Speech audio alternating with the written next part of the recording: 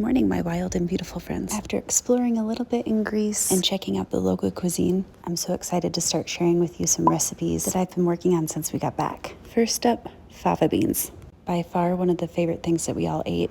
It came in a variety of ways, and with a little bit of research and testing, this is the recipe I came up with. First thing you're gonna need is some dried fava beans. And you prepare these the same way you'd prepare most other dried beans. We're gonna soak them overnight. They're gonna expand in size and get a little bit more yellow.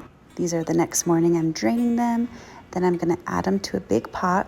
And to impart a little bit more flavor, I've chopped up a medium-sized white onion and 3 massive cloves of garlic. If you know me at all, you know I measure garlic with my heart. And you should too. Also gonna add a bit of salt, and we're gonna cover everything with some water. Then we're just gonna bring these up to a simmer and cook them until our fava is tender and starts to kind of fall apart a little bit. Like so.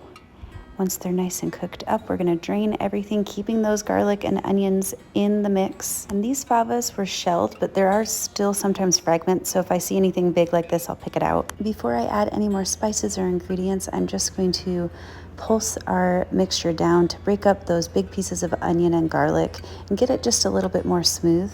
It should happen fairly quickly.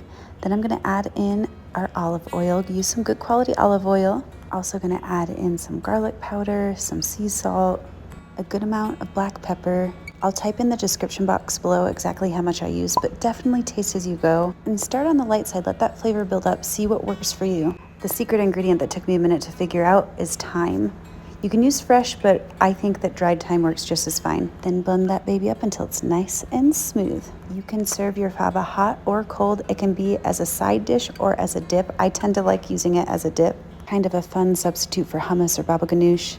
Then I'm just scooping it into a large serving bowl, swirling it around to create some nooks and crannies for our toppings to stick into. The one thing that was super consistent about all the fava we had while we were in Greece, it always had raw red onion on top, capers, and olive oil involved. And really, how could you go wrong, right? The smooth earthiness of the fava bean mixed with that briny caper and that sharp snap of a red onion. Oh, it's so good. I'm also gonna add just a little bit of fresh lemon juice on top to brighten everything up. I love to serve this with fresh cut vegetables or freshly baked pita. It's just so fun to bring new flavors home and share them with you all. I hope you enjoy this recipe as much as I do. Can't wait to talk to you soon. Love you, bye.